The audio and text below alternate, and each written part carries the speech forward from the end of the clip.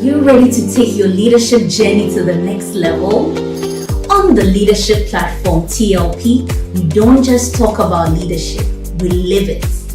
This year, we are bringing you cutting-edge insights, transformative tools, and real-world strategies to help you lead with confidence, purpose, and impact. This year, we have 4 seasons with 50 episodes. We will dive into themes such as leading self, leading others, and leading institutions. We bring you Leaders Are Leaders. This monthly session focuses on book reviews, discussions, encouraging all participants to read along with selected books on personal leadership and professional leadership. We also have a time with the CEO. In this segment, we dive into the stories of prominent CEOs who share their insights, lessons learned throughout their leadership journey. We also bring you extraordinary leadership stories, highlighting individuals in our societies who are doing extraordinary things. This segment inspires viewers with real-life examples of leadership in action. We will bring you some brilliant minds, courageous leaders changing the narrative of Africa. We also bring you, finally, the expert-led sessions, which cover a wide range of leadership and personal development topics, providing practical guidance and actionable strategies for personal and professional development. The leadership platform is your go-to space for personal growth, professional breakthroughs, and meaningful connections. I am Joy Bunsu-Schmutz, co-host on TLP, and I will see you every Saturday, 7 p.m. GMT, live on YouTube and Facebook.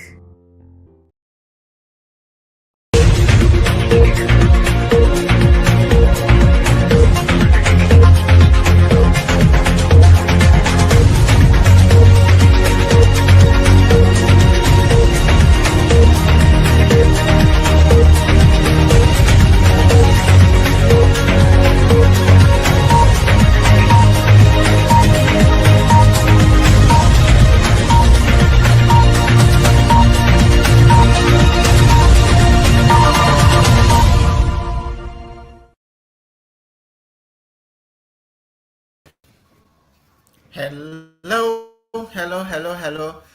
Good evening and welcome to the Leadership Platform. My name is Samuel Eyim of CTL Africa Leadership, and I'm excited to join you this evening. As some of you know already, this is the best part of my week, Saturday at 7 p.m. when I have the opportunity to share with you lessons on leadership, on personal growth, and I also have the opportunity to bring you amazing leaders who are doing extraordinary things and sharing their knowledge and wisdom to help us on this journey of life. It is great to be with you, and this evening we are having one of our special sessions on Leaders Are Readers. Leaders read. Leaders read books. Leaders read people. Leaders read the times. Leaders read. Without reading, your leadership is going to be affected. That is why on this platform we have instituted this monthly reading habit to encourage you to read along with us. And this evening we are going to review an amazing book. So hold on, join us as we get ready to introduce my co-presenter very soon. Just hold on. It's an amazing personality who is going to share with us an amazing book. By the way, just go to Facebook, like our pages, go to our YouTube, subscribe to our channels, go to LinkedIn, and invite your friends, invite your colleagues, invite your family, invite your loved ones. Let them join, because this book is going live. It's going to change your life. It is an amazing book. So let me see those of you who are here. If you are already joining, please do us the favor by introducing yourself. If you're on Facebook or YouTube, if you're on LinkedIn, just tell us your name and where you are connecting from, and it will be a pleasure to introduce you to the whole wide world. In the meantime, the team is ready. Akofa is here with us. Sarah is somewhere in Switzerland. She may join us. Let's see. Joy is also around somewhere. Wayne and the team in CTL Africa are ready to serve you the best dinner of the evening. So get ready. Get ready. Let's see who is here. All right. Let's see who is here. For now, all right. I see Malik. Malik entry from Kumasi. The Otumfo Nana is in the house. Otumfo Nana, how is the Otumfo doing? Thank you so much for joining us and being the first to introduce yourself. Appreciate your constant connection with us. Those of you who join and don't introduce yourself, we know you, we understand, but if you can do us the favor to introduce yourself, that will be our privilege to introduce you to the whole wide world. This evening is going to be super because we are reviewing a very powerful book. And to help me do this review and throw a light on this book is an amazing lady who is on fire. She's on fire to transform her life in a special way. She has decided that life will no longer be average and that life can be much more meaningful. And so, in addition to her great credentials as a professional, seasoned land administrative professional with over nearly 2 years of experience working for the government of Ghana in the Lands Commission of Accra, she has taken upon herself this beautiful journey of transforming her life and impacting the life of others also. She has recently joined also Toastmasters, where she's rocking like nothing, learning and delivering powerful speeches. She's going to join us. She is a strong advocate for technology and innovation. She champions the use of digital solutions to optimize land administration and registration. By the way, if you give me some small, not a bribe, some small something, if your land issues will quickly be addressed for you. But she believes that you can use digital solutions to optimize land administration and registration processes, believing that digital transformation is key to delivering accessible, client-centered services.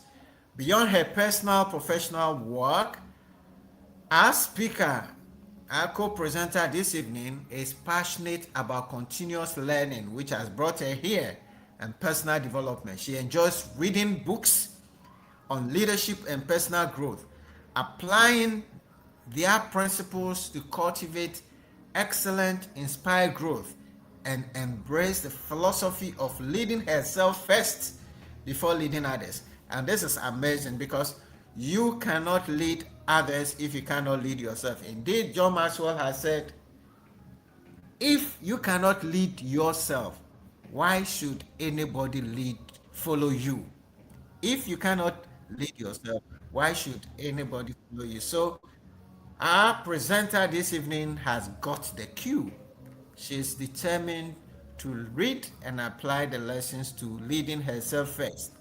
She's committed to lifelong learning, and she strives to empower others through knowledge, integrity, and purposeful leadership. She holds great academic credentials, BSc in Land Economy from Kwame Nkrumah University of Science and Technology.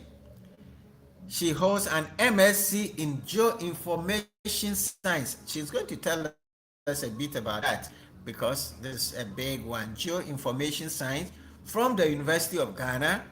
and MSc in Land Governance and Policy from Kwame Nkrumah University of Science and Tech. This woman just want to conquer the whole world because she's minted from the two of the leading universities in the country.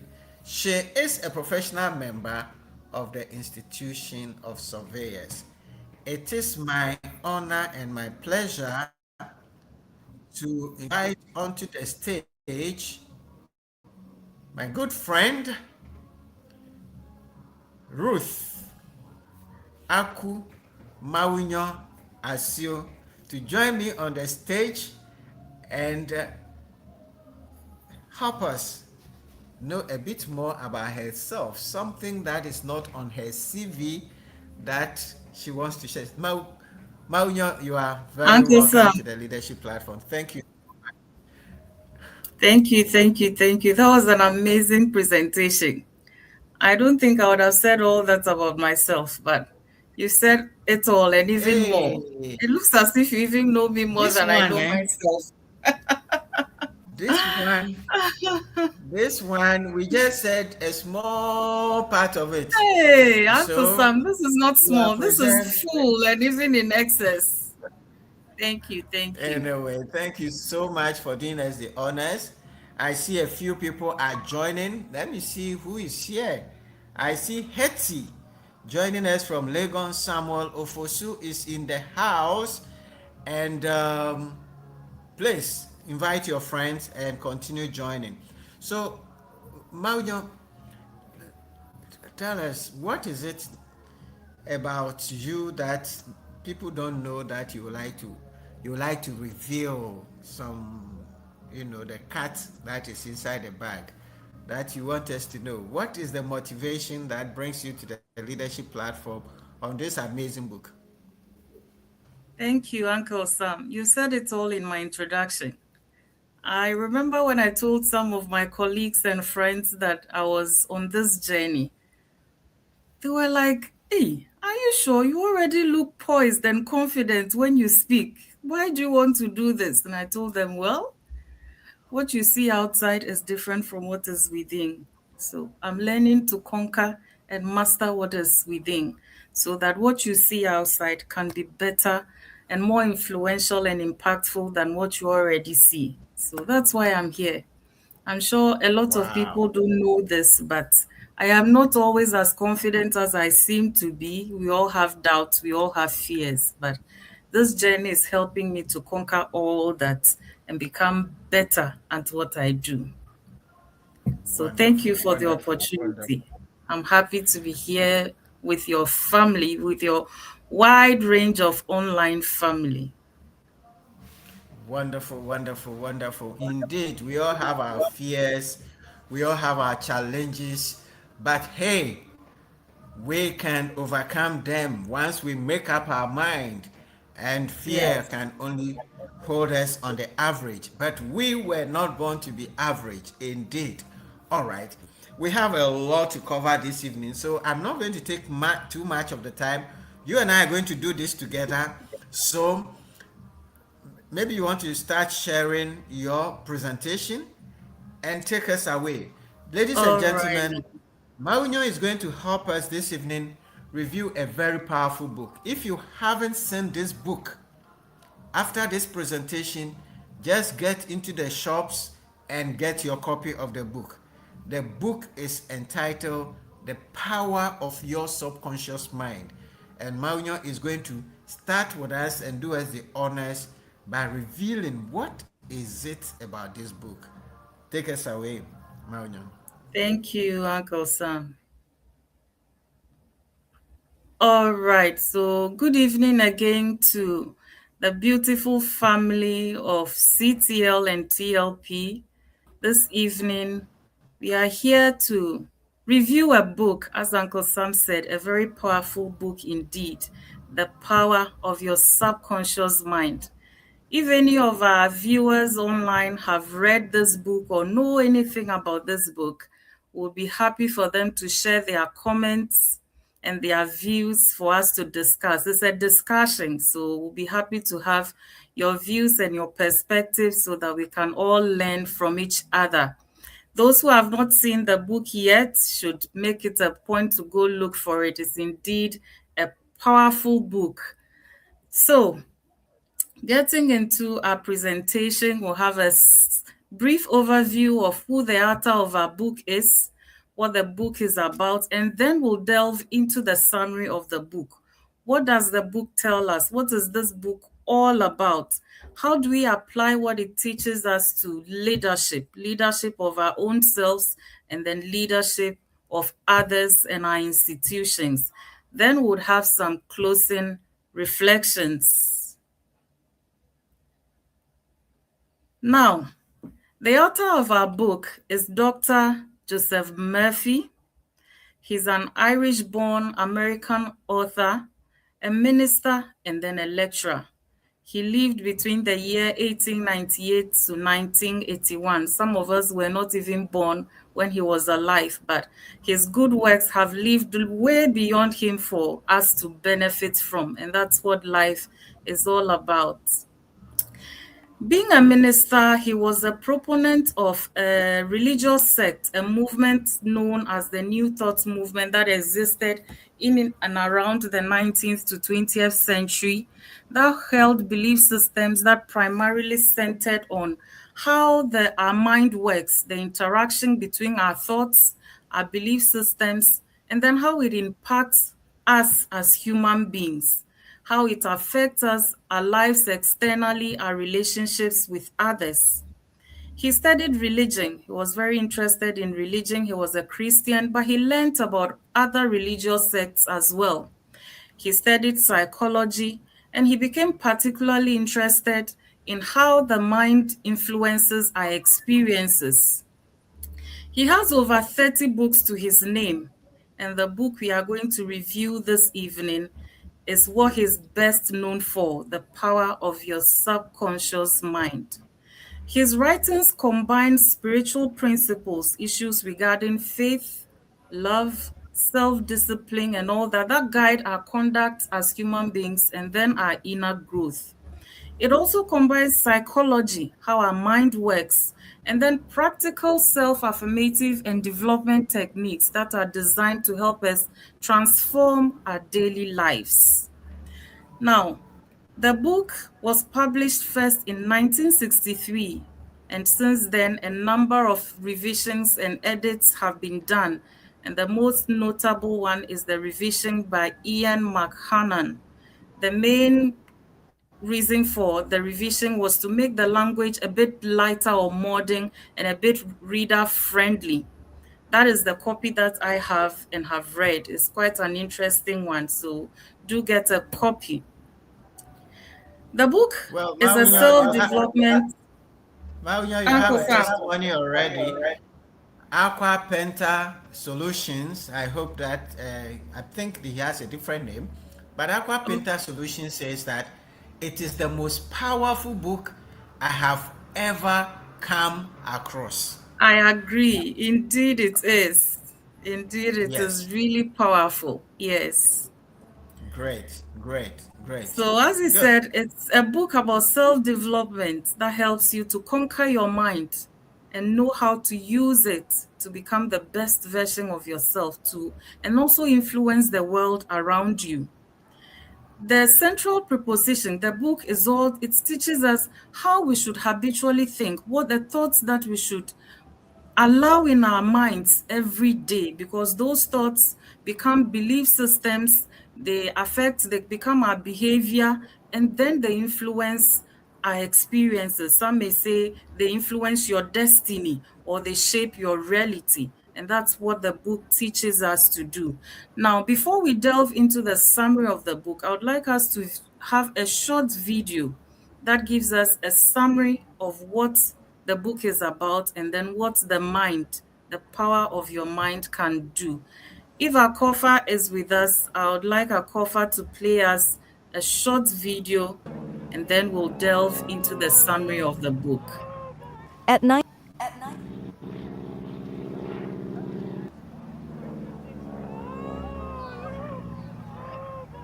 97 years old, Betty Bromwich has once again defied expectations by breaking her own Guinness World Record as the world's oldest female wing walker. Strapped to the top of a vintage aircraft, Bromwich soared through the skies over Gloucestershire, proving that age is no barrier to courage, determination, and adventure.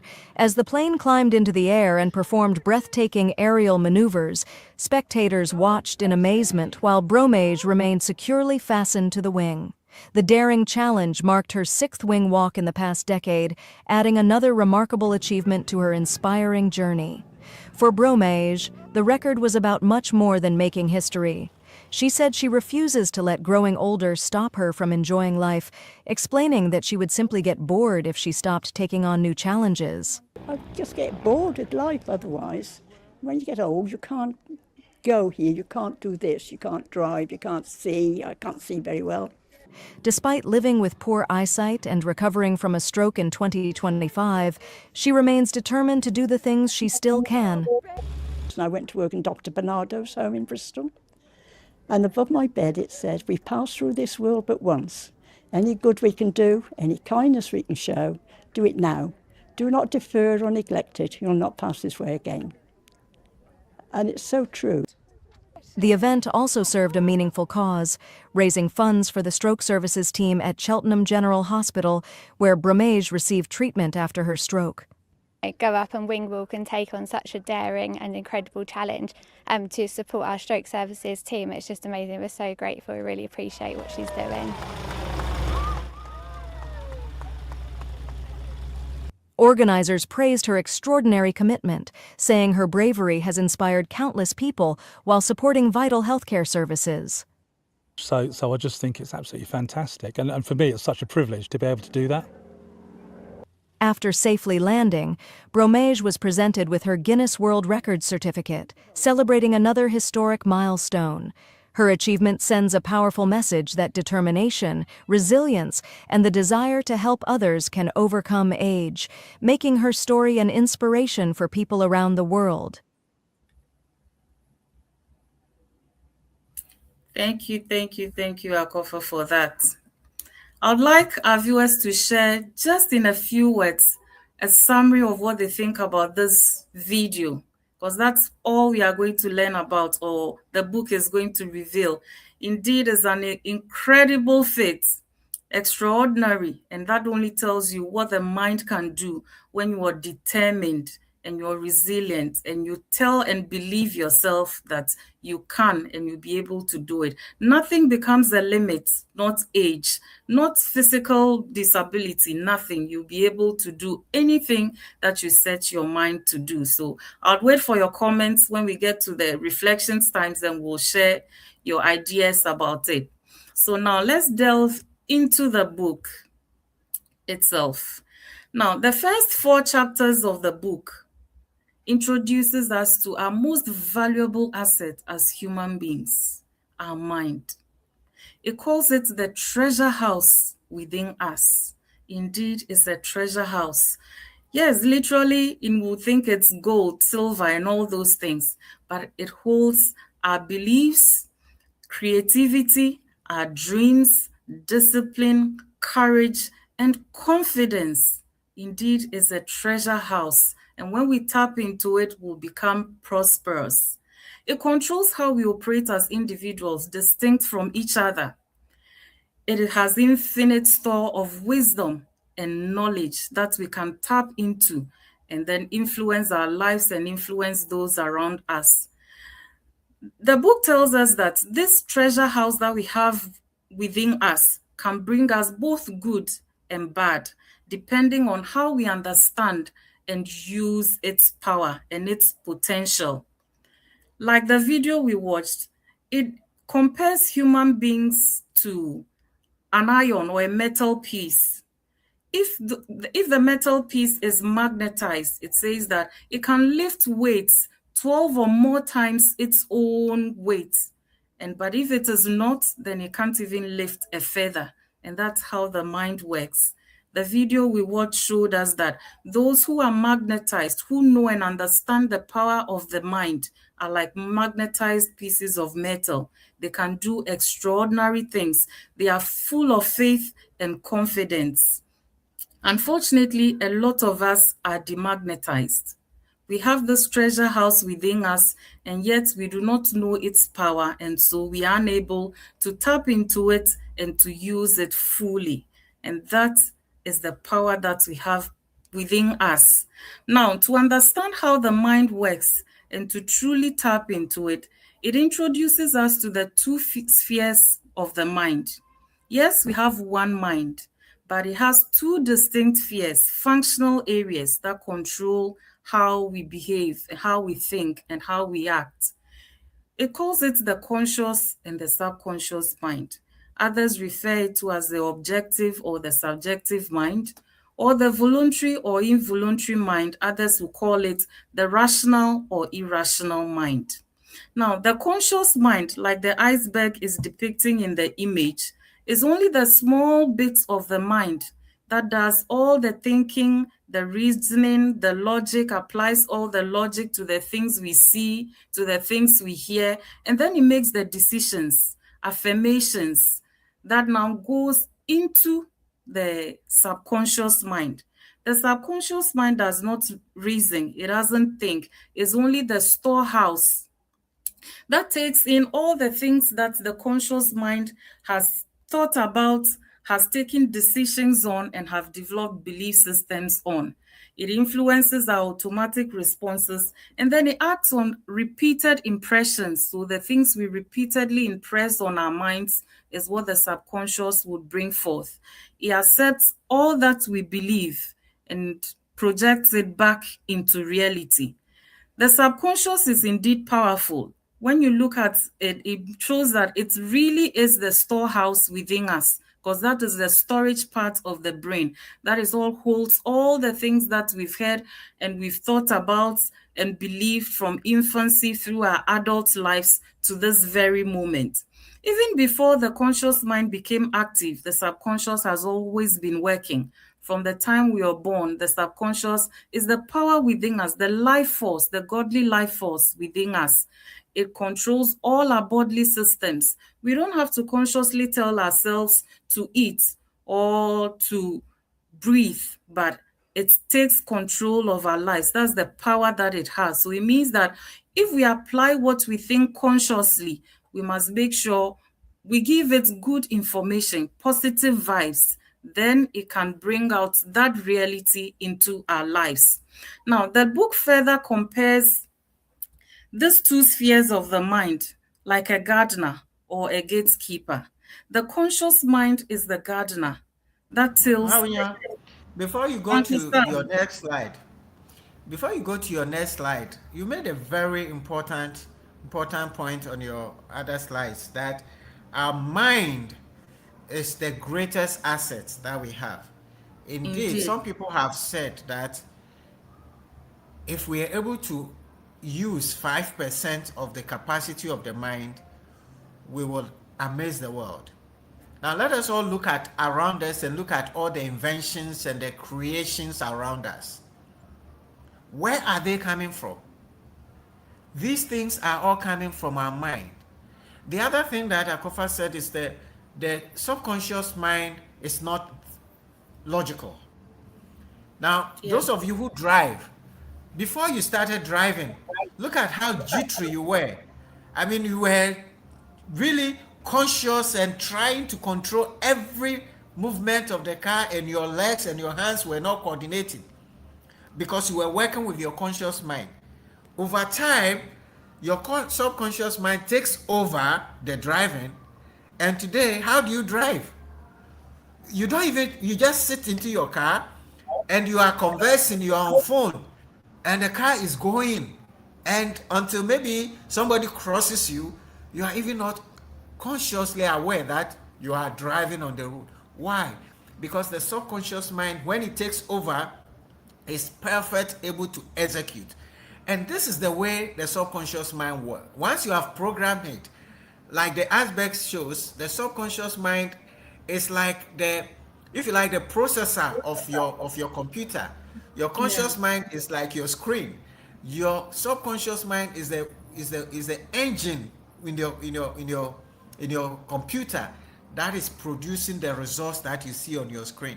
So this is a very important aspect, and sometimes we overemphasize the things around us. Yes, the things around us are powerful and they can influence us, but your mind has the power to override every other thing. And that is the lesson that I'm picking from here, and I didn't want us to miss it as you move on to your next slide. Thank you so much. This was really great. Thank you, Uncle Sam. That's a very good illustration. So, the conscious mind, as we've seen so far, the book illustrates it to a gardener or the gatekeeper. It perceives your environment. It sees the things going on around you. It hears the things that people say.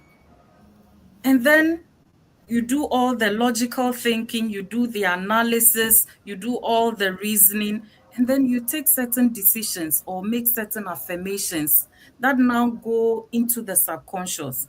So those decisions or affirmations that we make after we've done all the logical thinking and the reasoning are like seeds that you are sowing into the subconscious.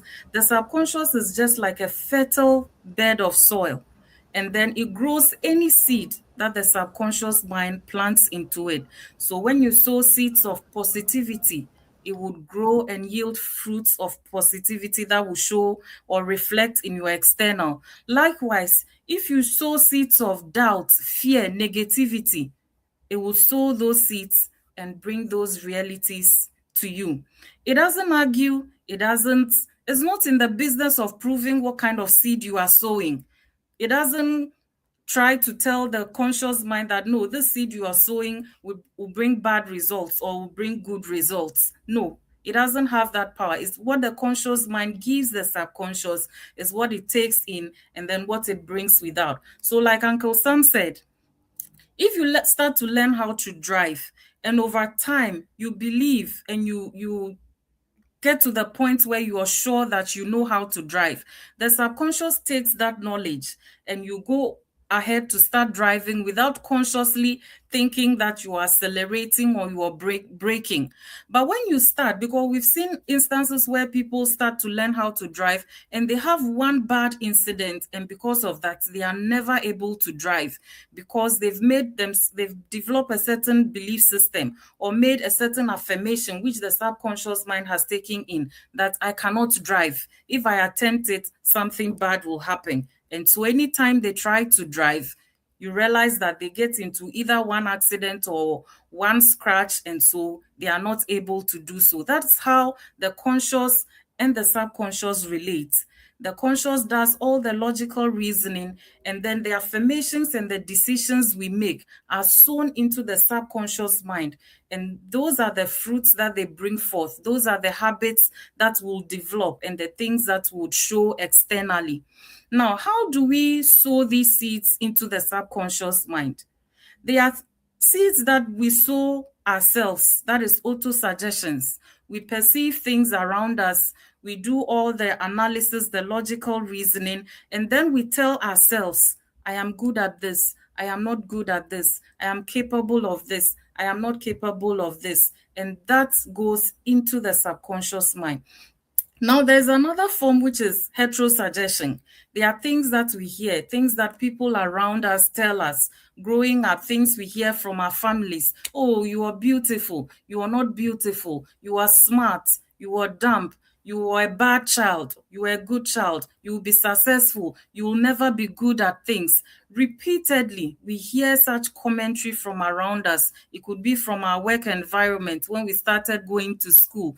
I had those instances where people will laugh at you. Your face is like this. Your head is like this. And over time, you believe that because that is what people have said. So it means that for us to be able to sow good seeds into our subconscious, we must be careful what we ourselves are thinking about and also filter what we hear from around us.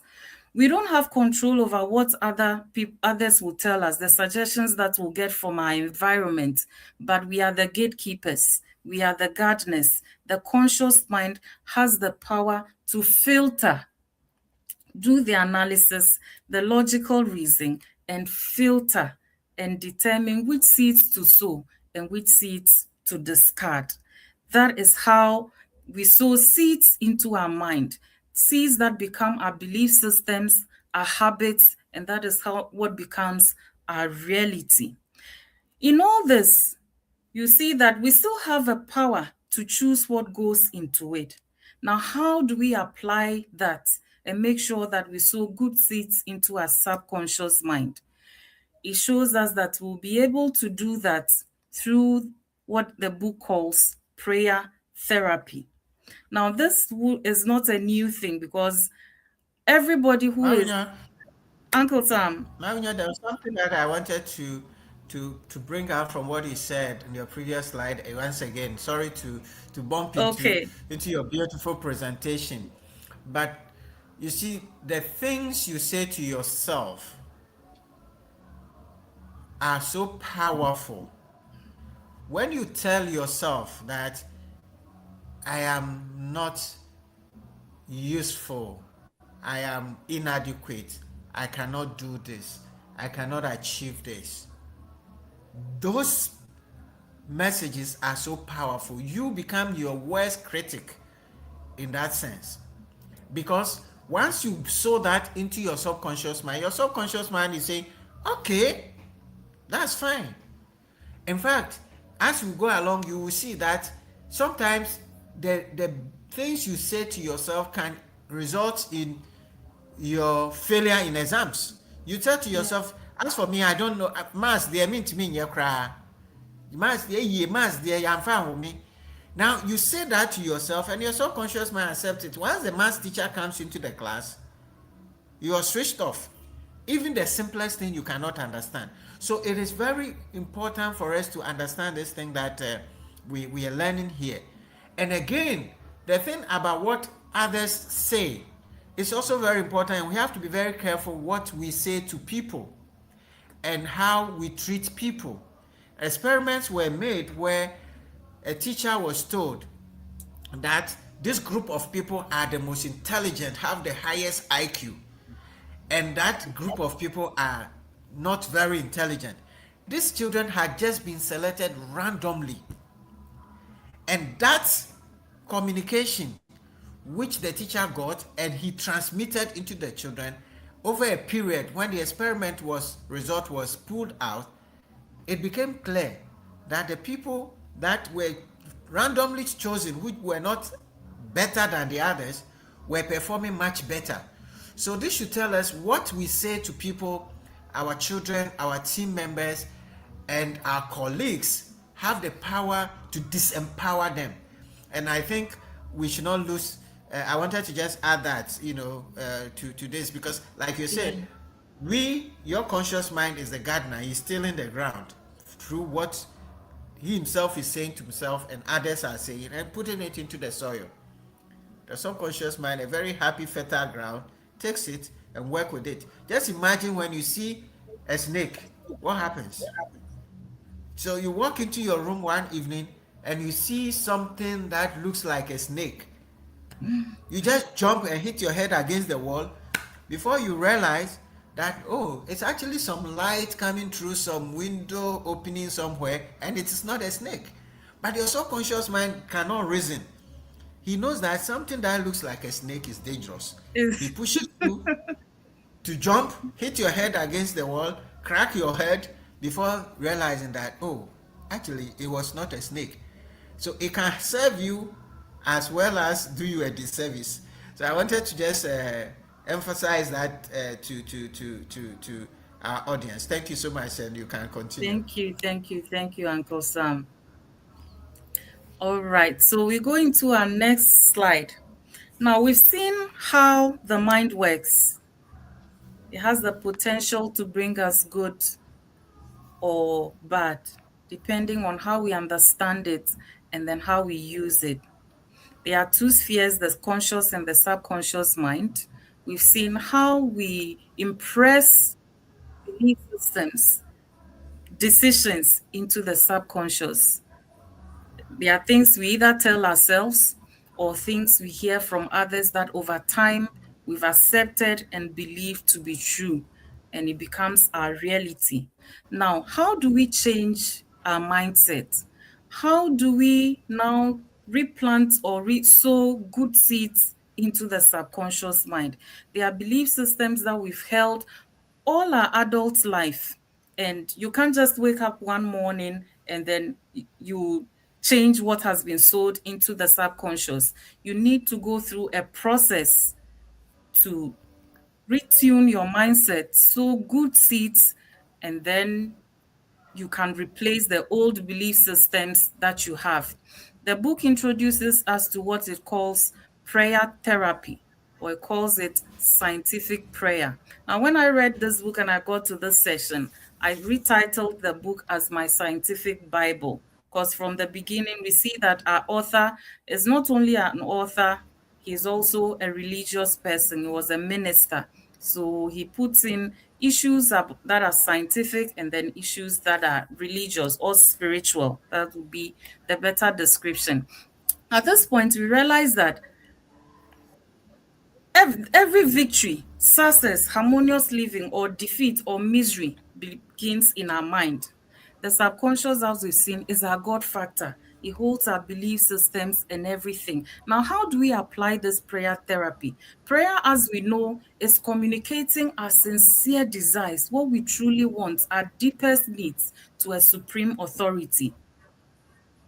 Prayer therapy, as the book tells us, is not just about communicating what you want, but it's about applying the science of how the mind works. If you understand the science of how the mind works, how the conscious and then the subconscious interact, then you can pray scientifically to get the results that you want. So in scientific prayer, the book is looking at how we make a conscious effort to choose the desired outcomes. What do we truly want? Believe it to be true. And then we submit it to the subconscious. We sow that to the subconscious, and then we'll be able to get the desired outcomes. So it's the combined function of the conscious sphere of the mind, how it works, and the subconscious sphere of the mind, directing both of them to a defined purpose, is what the book calls prayer therapy. And that is what it's all about. And he illustrates that with two Bible verses, Mark 11:24 and then Matthew 18, verse 9. It says that what we believe, if we ask whatever we want in prayer, believing it, then we would have received it, or it would be ours. And again, the Matthew verse shows us that where the two have agreement, and it's combining the two to the conscious and the conscious mind.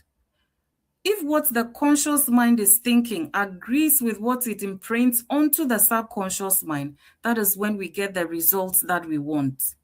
So before I got to this point, I knew I loved to communicate. But deep within me, I had doubts, I had belief systems. So although my conscious mind, yes, had wishes, hopes that I could do what I desired, over the years, I had imprinted a certain doubt or fear in my subconscious. And anytime I made the effort, the subconscious mind brings about all those fears, all those doubts, and so I'm unable to act until the point that I was able to re-imprint courage, confidence into the subconscious mind, to the point that what I desire to do with my conscious is now getting in tune with what the conscious mind has. Then you'll be able to achieve what you have. The law of the mind is about choice and belief. And the subconscious and the conscious mind must be in agreement. The two must be in agreement for us to get what we truly desire. And that's what the book talks about when it says prayer therapy or scientific therapy. Knowing how to get the two spheres of the mind in consensus, in agreement, for you to get your desired outcomes. Now, once we understand how the prayer therapy works, the book introduces us to certain techniques that we can use to achieve our desires. Uncle Sam, would you want to make any inputs before I continue?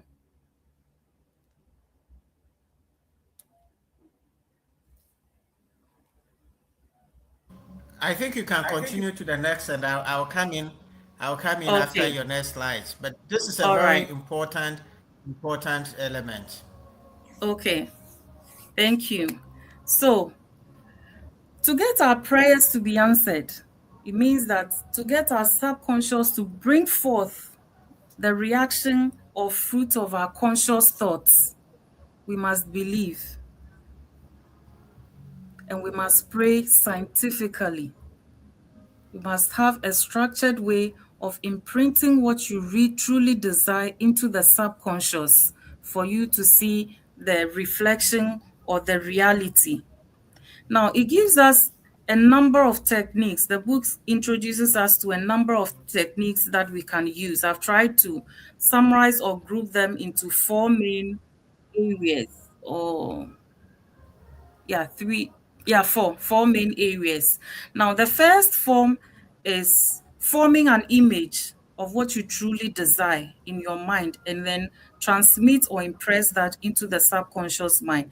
Now, under this, it introduces us to two methods. That's the visualization technique and then the mental movie method. In both instances, you are painting or imprinting a certain image into the subconscious mind.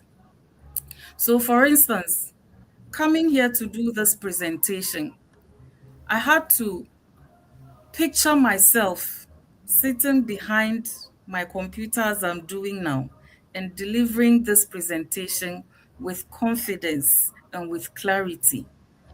I had to believe that I was doing it perfectly and then communicating clearly, and then transmit that into my subconscious, get to the point where I believe I actually see myself. It feels real that I'm actually doing that. The other one, which is the mental movie, is imagining a short video of yourself doing what you desire to do, believing it, feeling the emotion that you are actually doing it and doing it right, and then imprinting that feeling into your subconscious, and then gradually getting your subconscious to accept and believe that you have actually done that.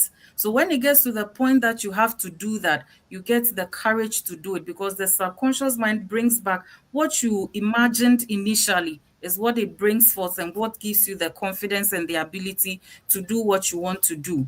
In both instances, you must emotionally experience what you want, your desire, as if you've already done it, as if you've done it and achieved it, and you have the joy, the emotional joy and the satisfaction that you've done it and you've been able to do it right. So those are the first two methods. Then we look at the next technique or method that it introduces us to, which is impressing the idea onto the subconscious mind.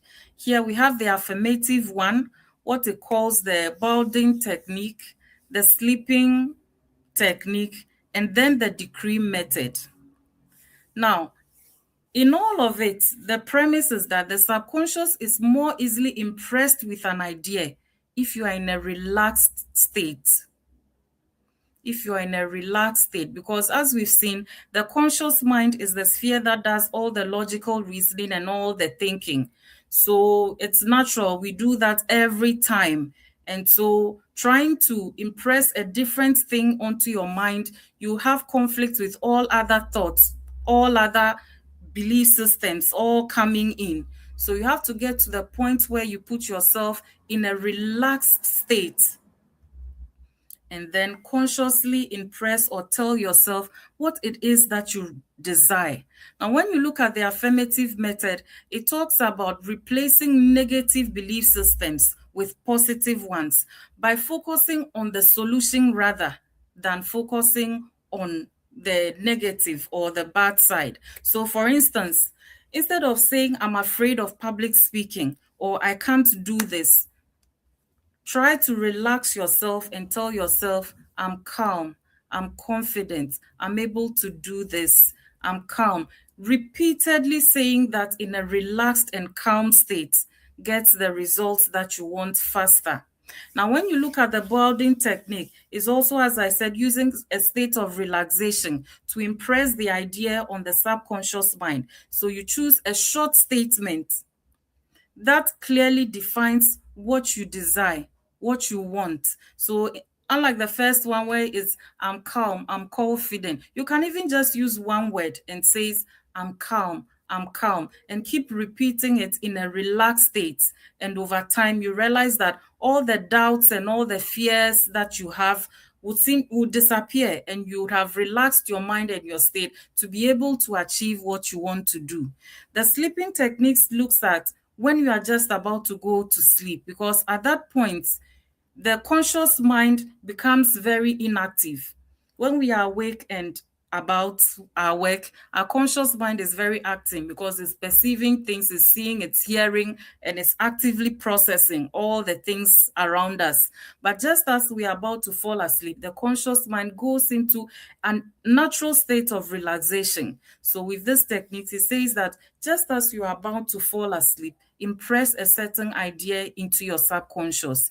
What do you desire to get? Say that repeatedly till you fall asleep. And then over time, as you do that, that impression becomes your reality. And same as the decree method as well, you affirm a positive declaration of what you want, what you desire in a relaxed state, repeatedly and calmly repeating that, and then it's impressed into the subconscious mind. Now, the release resistance looks at three techniques. That's the passing over, the argumentative, and then the absolute method. Now, with the passing over technique, which is a bit similar to the sleeping one, says that instead of struggling or consciously trying to resolve a problem, you deliberately just hand over the issue to your conscious mind and allow it to work. Like some Christians will say sometimes, where you don't know what to do anymore, you just hand over everything to God. You just pray and tell God that, God, this one, I've left it to you. Let your will be done. That's how the passing over techniques works. When the conscious mind, instead of trying to struggle to reason and then use your logical mind to get to a certain position, just believe and relax, and then hand over your desire to the subconscious mind and believe that it has produced the results that you want for you. And then you let it do its work. Now, the argumentative method is trying to argue with your own belief system. So, for instance, I used to have issues with accepting feedback. So, at a certain point, when I do things and people give comments or feedback, I always saw it as proof that I wasn't good enough at what I do.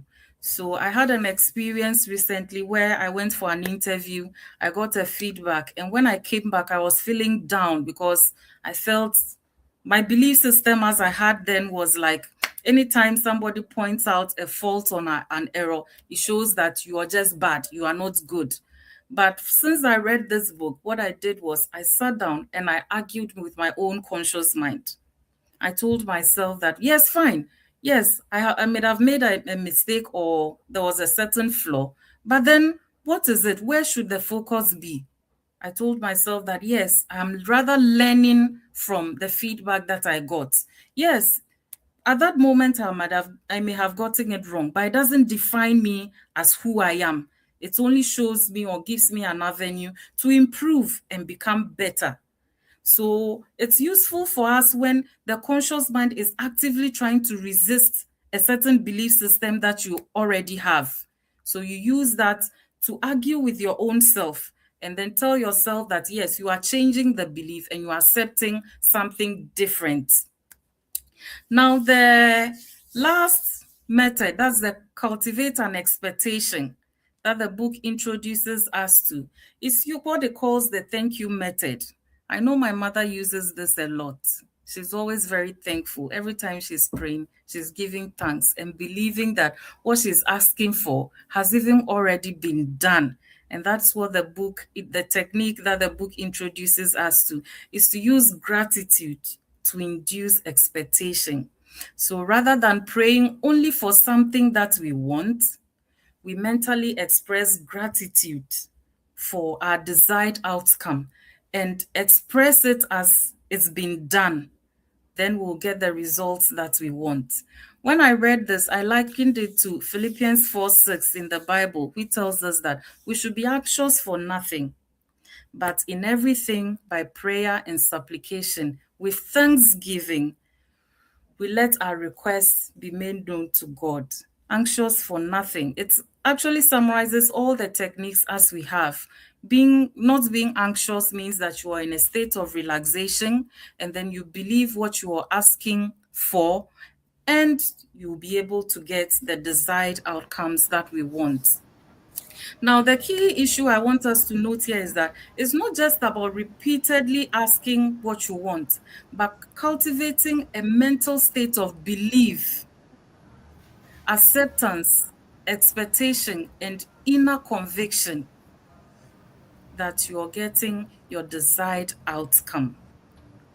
So it will lead us into the next chapter of the book, who shows us how to get the results that we want. Now we know how the mind works, how we can use prayer to change our belief systems and sow good seeds, the various prayer techniques that we can use. Now, how do we get the results that we want? Uncle Sam. Well, this is amazing. I'm learning a lot. This is amazing.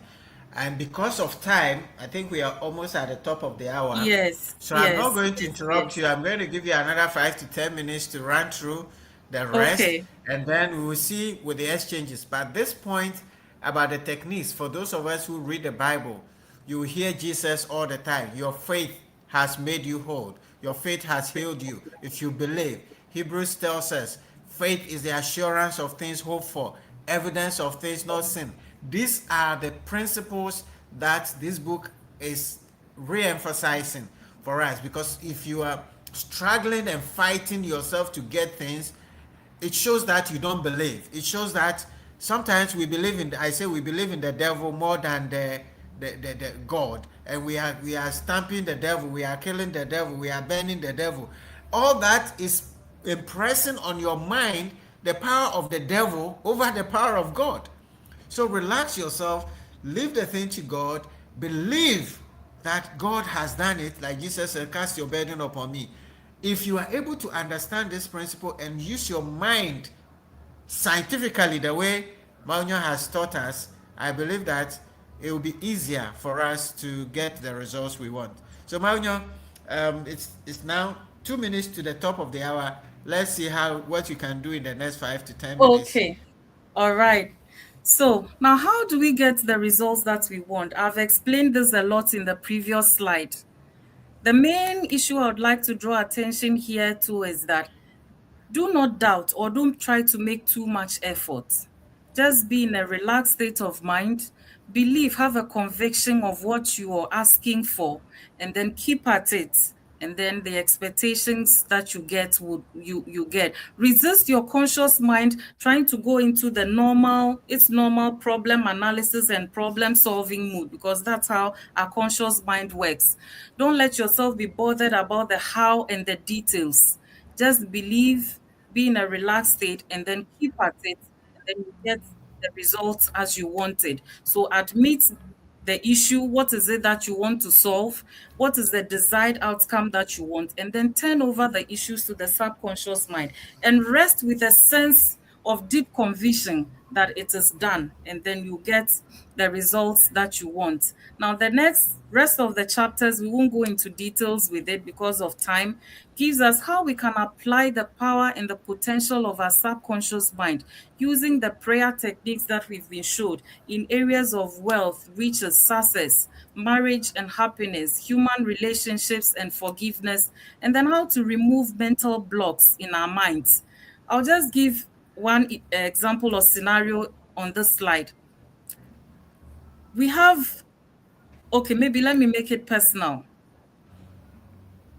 You I like that? desire to have money, But then growing up, we've heard all things about how money is the root of all evil, how money is not good. When you get money, you become pompous, you become this, you become that.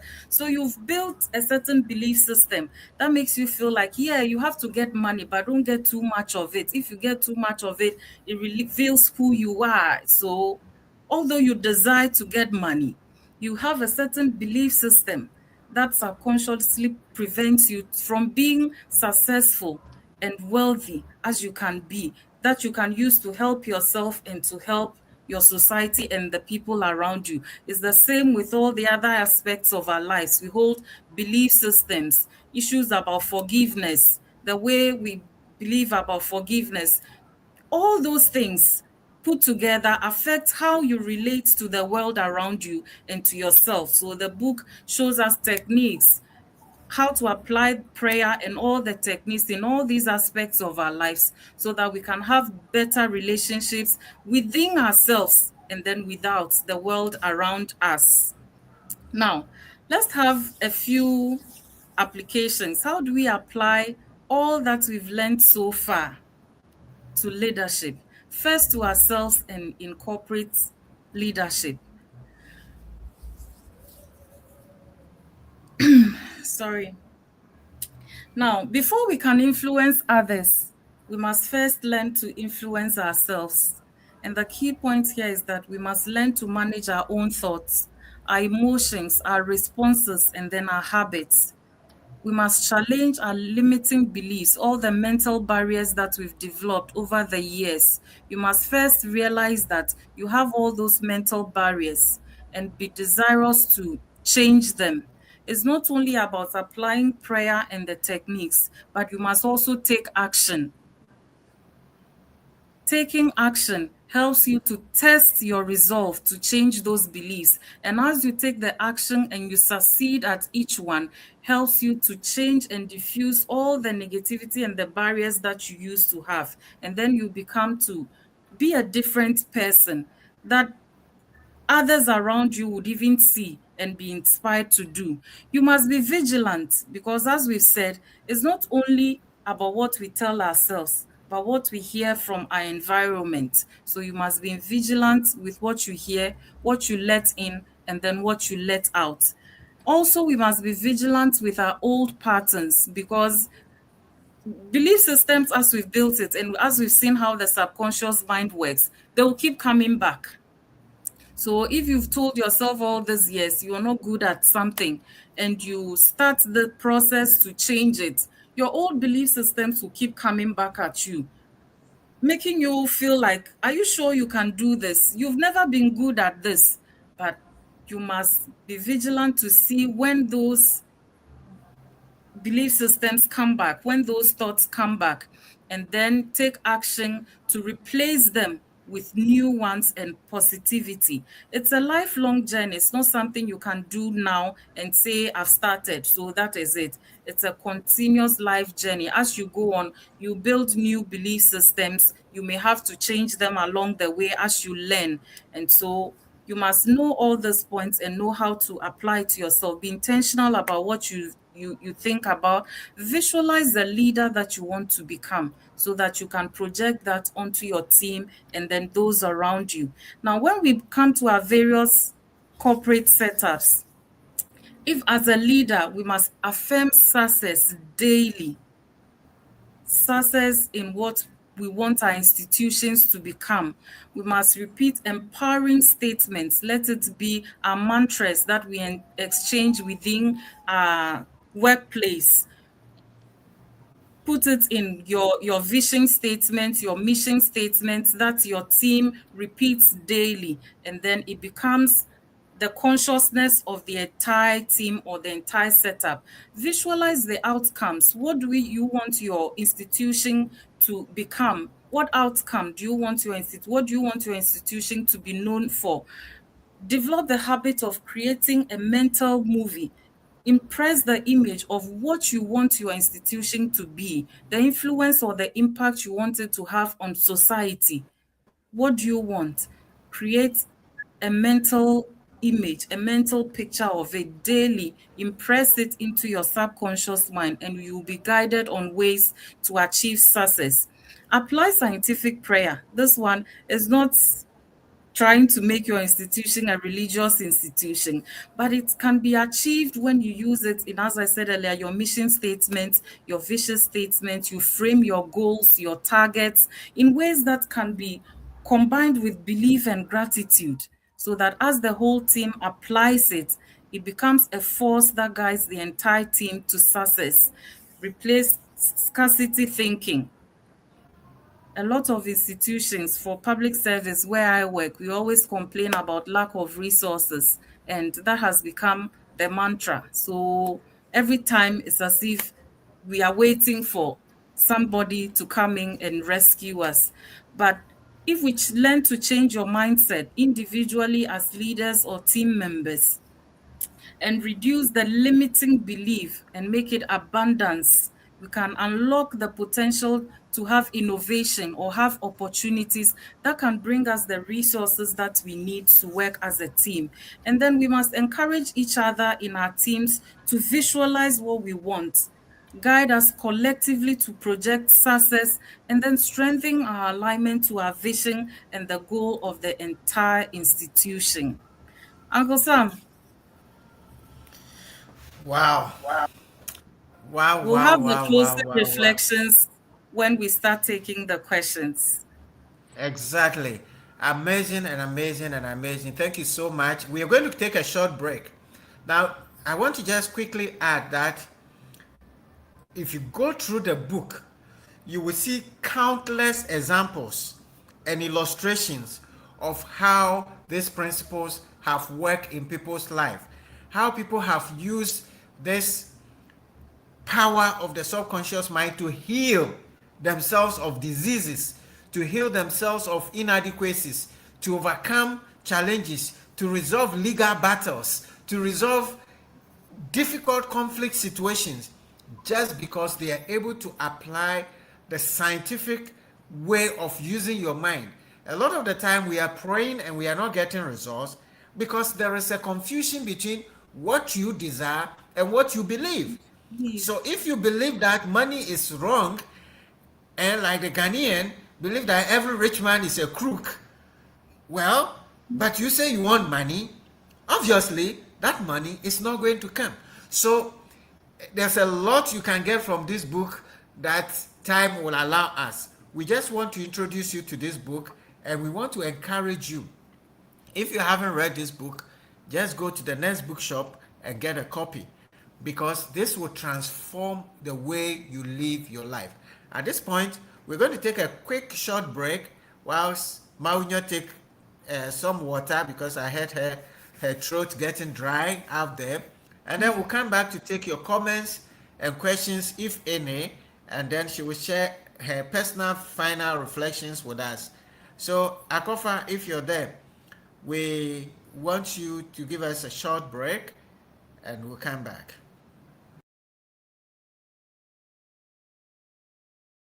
Renowned global speakers, gain practical insights, expand your network, and discover how emotional intelligence drives better leadership, stronger teams, and lasting impact. Featuring Dr. Alphonse Rake, Germany, Dr. J. Gary, USA, After a successful debut, the Emotional Intelligence Summit and Awards is going global. Join leaders, executives, entrepreneurs, coaches, educators, and change makers from around the world for a powerful virtual experience focused on the leadership skill that matters most, emotional intelligence. Learn from renowned global speakers, gain practical insights, expand your network, and discover how emotional intelligence drives better leadership, stronger teams, and lasting impact. Featuring Dr. Alphonse Rake, Germany, Dr. J. Gary, USA, Yakuba Sare, Burkina Faso, Vicky Karunga, Kenya, Dr. Dave Boraham, South Africa, Reverend Kwesi Dixon, Ghana, Michelin Tucker, Ghana and convener, Patrick Abadaku, USA. The event concludes with the prestigious EQ Awards 2026, celebrating individuals and organizations advancing emotional intelligence and transforming lives. Saturday, August 29th, 2026, 4 p.m. Greenwich Mean Time, 12 p.m. Eastern Time. Note, this virtual event is in English and French. Register today and experience the EQ advantage, driving leadership, innovation, resilience, and impact.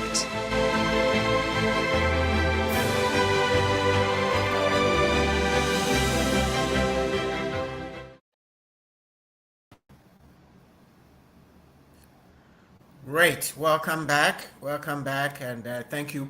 Please, let's have your comments. Let's have any questions you have. Let's share your own experiences. But as the advert goes, we want to encourage all of you to register for the Emotional Intelligence Summit, which has been launched by one of our partners, Patrick. Last award session was held, I think, a year or two ago. And this is the second session, and there's going to be powerful presentations around emotional intelligence. You cannot lead if you're not emotionally intelligent. We have overemphasized cognitive intelligence to the neglect of emotional and relational intelligence. So on the 29th of August, this session is going to be, and we're going to share it on our platforms with a link for you to register to be part of this. But let's see who is in the house. All right. Fayati says, thank you, Ruth, for this presentation. All right. Who else is in the house? Let's see. Any comments coming through? Not seeing. Well, I see Ben Aqua says he's watching from Accra. And great. Well, we're not seeing much comments. If you are connected, please feel free to share your comments on the platform. Now, let's Mawunyo, let's do a few quick. Let's see. I have a few questions for you. So you've shared a few things about how this book has helped you, but will you want to, for the purpose of our audience, emphasize again, what do you see to be the most significant contribution that this book has done to you, to your life? It has changed my mindset. It has changed how I see myself and then the potential that I have. How I apply my thoughts and my thinking to my everyday life. Since I completed school, I've not been very good with reading. I always thought I wasn't good at reading. Reading is difficult. It puts me to sleep. Every time I take a book, I fall asleep. So those nights that I'm not able to sleep at night, then I'll go and pick a book to read. So it became like my sleeping pill. And that was the belief system I had, that I didn't know how to read until I was introduced to this book. So I applied some of the prayer techniques in the book. And that's how I've been able to read this book and come to share what I've learned in the book with people. Now, I find it easy to read. When I take a book to read, I don't fall asleep anymore. When I start, I'm glued to it until something else comes up that I have to drop the book. Not only that, how I even relate to my colleagues and friends. Back then, like I said, I'm a very sensitive person. So anytime I get a comment or a feedback from people that I think is pointing out to a flaw or something, I take it very personal. But with this book, I've learned to apply the prayer of forgiveness. I realize that how I perceive or what I think people are saying is actually in my mind, but not from the people without. So when I hear feedback or comments from people, I process the thoughts differently. And so now I work with a light heart, not feeling like someone doesn't like me or someone has an issue against me. I just take them as lessons that I have to use to improve myself. I don't take them as showing that I'm not good or I'm a bad person. I just see them as things that I have to put into make myself better. Now that I'm changing my belief system, I hear things now that don't affect me anymore because I don't believe in those things. Those things affected me because I held a certain belief system myself that was in line with those things. So anytime people say it, then you know that you think, hey, they're affirming what you believe in. But once you change that belief, once you hear it, it doesn't have any that gives you that bad emotion or that sadness or those feelings anymore, because you know that is not who you are. You know you are capable and better than that. So Yeah. it has helped me a lot. Amazing. For instance, when Amazing. I shared this link on my WhatsApp, a colleague of mine came Yeah. to the office and he came to ask me what was happening, because he said for some time he's seeing that I've changed. I'm daring to do things that I wouldn't have done previously. And that's the power of the book. Once your mindset changes, it changes your actions outwardly, and then others can see and you can inspire and influence others to also do same. Wow. Wow. This is good. This is really, really, really amazing. Well, guys, I don't see any questions, and Mawunyo has done a very thorough exposition of the book. I mean, she went much deeper than what I was expecting. But the premise of the book is that your mind is the most powerful asset you have. Now, a friend was joking and says, well, if the brain was sold as a second-hand brain, and you have a Chinese brain, an American brain, and an European brain, and an African brain, which one will you have bought? Maunya, which one would you have bought? For now, I European? would have bought mine. A few years back, I'm sure I would have bought an European or a Chinese brain. But now I would buy my own brain. You buy your own brain, the African brain, which Yes. has not been used. Guys, we have a lot that we can do. Now, why are people in different places doing great things? People are going to the moon.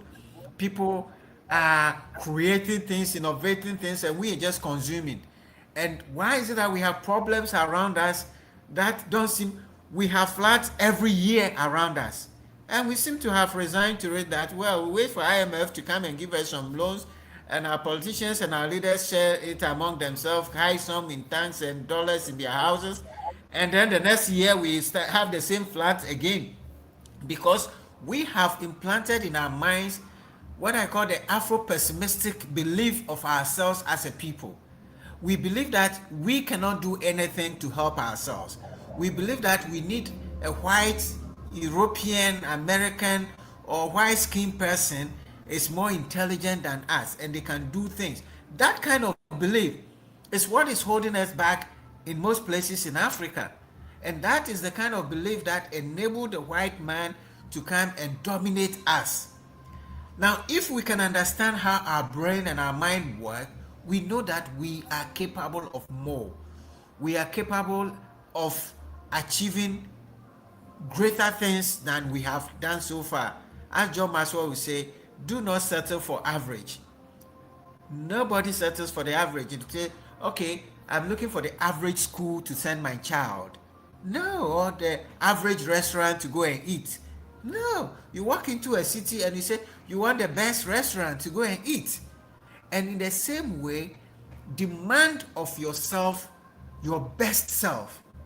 And if you do that and you allow your mind to accept that you are capable, that God has implanted in you this your mind that is able to do things, that alone unlocks the power within you.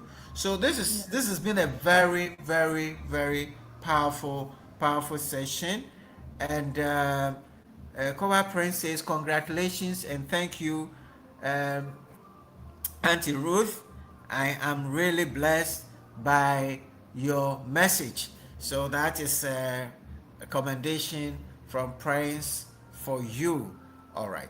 So at this point, I think I'm going to give you back the stage, Ruth. I'm going to give you back the stage to be able to share your closing thoughts, your closing reflections. What do you want us to take away from today's session? So the floor is all yours. Thank you, Uncle Sam. So I would like to end with Proverbs 23:7. It's a familiar Bible verse that I'm sure a lot of people know. It says, "For as a man thinks in his heart, so is he." Our leadership journey begins in our mind. So guard your thoughts. Be intentional about what you think daily, what you habitually and repeatedly tell yourself, what becomes your reality. From now, I want to encourage all of us to think differently, believe differently, and we will definitely act differently and lead ourselves and the world differently. Thank you. Thank you all. Uncle Sam. Great, great, great, great. Believe differently, feel differently, act differently, and you will change your destination and your destiny. This has been a very, very powerful, powerful session. And thank you so much, Ruth, for this beautiful presentation. We will certainly bring you back. So get ready to come back and share again on the leadership platform.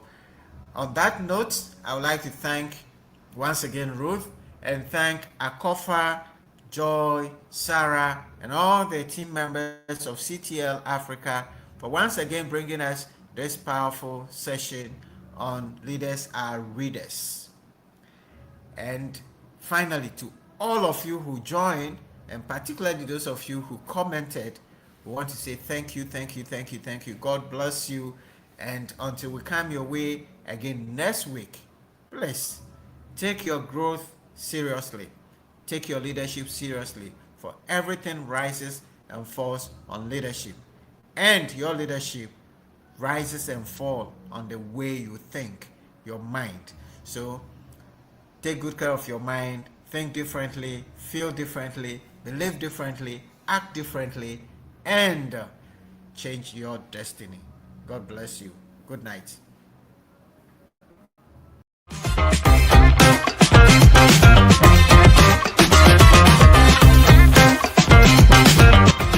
And by the way, if you haven't subscribed to our channel, do that now.